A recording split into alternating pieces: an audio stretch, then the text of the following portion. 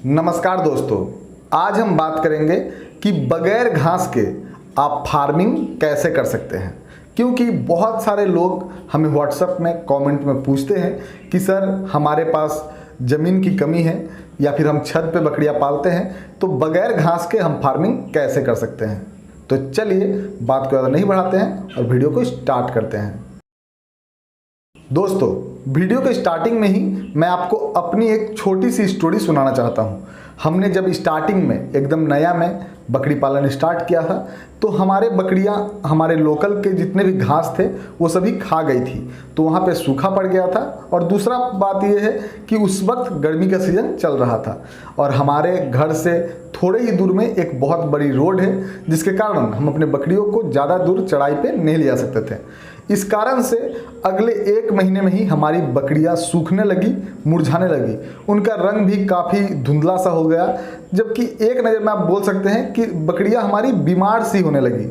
इसके बाद हमने बगैर सोचे समझे थोड़ी रिस्क लेकर रोड के उस पार अपने बकरियों को ले गया और उस पार में काफ़ी ज़्यादा मात्रा में हरी घास और जंगल थे।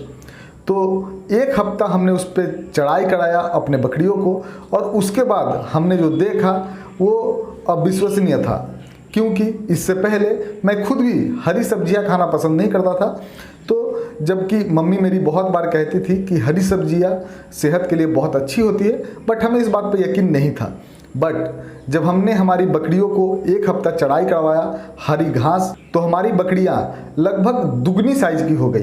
एक बात में आप बोल सकते हैं कि उनकी ग्लेज बढ़ गई, उनमें रौनक बढ़ गया और हमारी बकरियां काफ़ी चुस्त फुस्त और फुर्तीले हो गए थे। एक नज़र में वो बकरियां आपको पसंद आने लगती।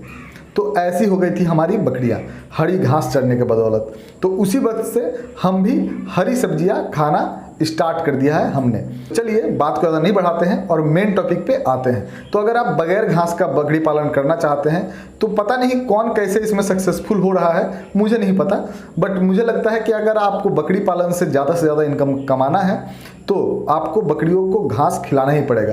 ये और बात है कि आपके पास जगह की कमी है या फिर आप छत पे पालते हैं, तो आप अपने लोकल में या 2-4-5 किलोमीटर के रेंज से घास काट कर लाइए, थोड़े बहुत जंगल लेके आइए और उन घास या जंगल को अपने बकरियों को दे दीजिए। इससे भी आपकी बकरियां इन्हें खाकर स्वस्थ रहेंगी और आप अपने बकरियों से ज़्यादा बेनिफिट ले सकते हैं।